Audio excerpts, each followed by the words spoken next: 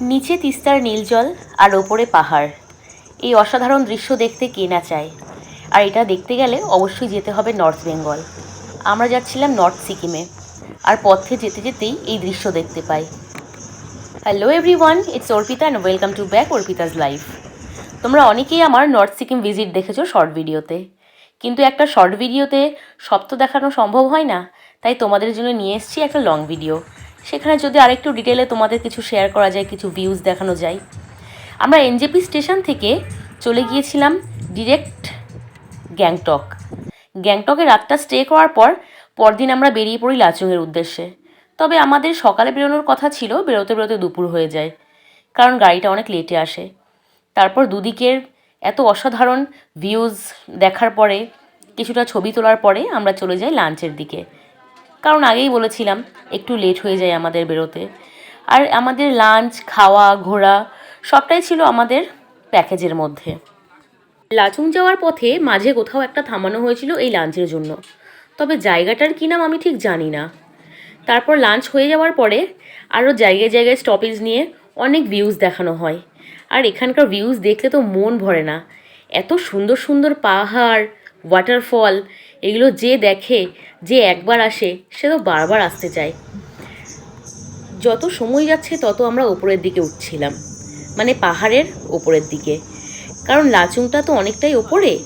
তো আমরা গ্যাংটক থেকে লাচুংয়ের দিকে যেতে গেলে একটু ওপরে যেতেই হবে। আর যত ওপরে যাচ্ছি নিচের দিকে তাকালে পুরো গা শরীর কেঁপে উঠছে। এত খাদ নিচে, এত সরু সরু রাস্তা, যে রাস্তা দিয়ে দেড়খানা মাত্র গাড়ি যাওয়ার মতন রাস্তা আছে, সেখানে দুটো গাড়ি চলে যাচ্ছে পাশাপাশি। ড্রাইভারদের কি অসাধারণ ড্রাইভ! একদিকে ভয়ও করছিল, আরেকদিকে খুব আনন্দ হচ্ছিল এমন সুন্দর দৃশ্য দেখে। তারপর আমরা দুপাশের এত সুন্দর ভিউজ দেখতে দেখতে লাচুংয়ে পৌঁছে যাই, আর লাচুংয়ে রাতটা স্টে করি। ভোর ভোর উঠে পড়লাম ঘুম থেকে। লাচুং থেকে আমাদের যেতে হবে এবার জিরো পয়েন্টের দিকে, কারণ নর্থ সিকিম এলে জিরো পয়েন্ট যদি না ঘুরি তাহলে কিছুই দেখা হলো না। লাচুং তো অনেকটাই ওপরে, কিন্তু জিরো পয়েন্ট তার থেকেও ওপরে, বলতে গেলে প্রায় টপ। তবে জিরো পয়েন্টে অক্সিজেনের মাত্রা একটু কম থাকায় যাদের ব্রিদিং প্রবলেম হয় তাদের একটু সমস্যা আছে, যেমন আমারই ব্রিদিং প্রবলেম আছে। আমি খুব ভয় পাচ্ছিলাম প্রথমে যেতে, কিছুতেই ডিসাইড করতে পারছিলাম না যাব কি যাব না।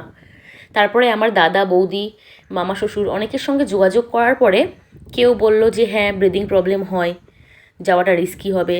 কেউ মনে সাহস দিল, কেউ বলল না ওই জায়গাটা তেমন কোনো সমস্যা হয় না, যেতেই পারে সকলে। আর মামা শ্বশুর বলেছিল যে যদি নর্থ সিকিম ঘোরো আর জিরো পয়েন্ট না ঘোরো তাহলে কিছুই দেখলে না সেইখানের। তাই মনে সাহস নিয়ে চলেই গেলাম, কারণ আবার কবে আসবো কি আসবো না কোনো ঠিক নেই। কিন্তু বিশ্বাস করো, জিরো পয়েন্টে যাওয়ার পরে বা যেতে যেতে আমার বিন্দুমাত্র কোনো প্রবলেম হয়নি। আমার যথেষ্ট ব্রিদিং প্রবলেম আছে, কিন্তু ওখানে যেতে যেতে আমার কোনো সমস্যা হয়নি, বরং বাড়িতে যখন আমি হাঁচি দিই আরও বেশি কষ্ট হয় আমার। কিন্তু ওখানে এত ঠান্ডা, তারপরেও আমার কোনো সমস্যা হয়নি। যদিও আমরা মে মাসে গেছিলাম, ঠান্ডার পরিমাণটা কিছুটা কম ছিল। অনেকে নভেম্বর, ডিসেম্বর বা জানুয়ারির দিকে যায়, তখন তো প্রকট ঠান্ডা থাকে। আমার এই ঠান্ডার প্রবলেমের জন্যই অ্যাকচুয়ালি আমরা মে মাসটা সিলেক্ট করি যেতে। আর যদি ডিসেম্বর, জানুয়ারিতে যেতাম তাহলে আমি আর বেঁচে থাকতাম না হয়তো। তাই মে মাসে গেছিলাম, কিন্তু এত সুন্দর বরফ পাবো ভাবতেই পারিনি। মে মাসে যাওয়ার পরেও যে এতটা বরফ পাবো, চারপাশটা এত সুন্দর ভিউজ থাকবে, এটা আমরা ভাবতে পারিনি। তবে হ্যাঁ, না গেলে সত্যিই মিস করতাম। আমি তো ফার্স্ট টাইম গেলাম। তোমরা যদি এরপরে কেউ নর্থে যাও, অবশ্যই নর্থ সিকিম জিরো পয়েন্ট ঘুরবে।